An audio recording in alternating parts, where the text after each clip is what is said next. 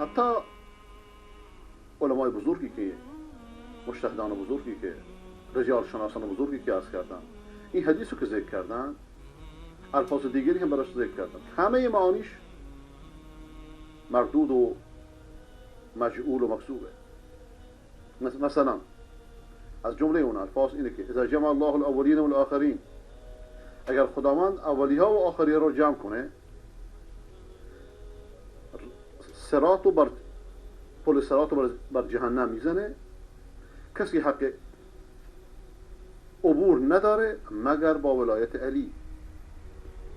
یعنی چی؟ یعنی پیغمبر اومده برای معرفی کردن علی. این همون چیزی که رافضیان زندیق ادعا میکنن، ولذا سایه پیغمبر رو میبینی در میانشان ضعیفه. یا روایت لفظ دیگری آوردن چقدر زشت همه این الفاظ. بر سر پل صراط مانعی وجود داره که جز با جواز سفر علی، جز با اجازه علی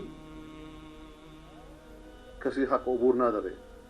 یعنی همچنان که یهودیان خود را اهل جنت مینامند و بس مینامیدند فرقی از یهودیان، شیعه هم این چنینه، بهش شده مال شیعه. اونم بخاطر اسم علی، ولی علی شیعه نبود. والله بالله تالله علی عقاید شیعه رو نداشته. علی به اسمت و به امامت و به وصایت و به توسل و به شرک و به قبر پرستی و به بقیه ضلالت هایی که ایجاد کردن هیچ کدومش معتقد نبوده، هیچ کدومش. اینها رو بارها از زمان رنگارنگ تا الان توضیح دادم. دوباره عرض کردم اینها دنبال پشه این که تو آسمان بپره بگن این دلالت بر ولایت علی میکنه. چرا؟ بلکه در قرآن همچی چیزی نیست.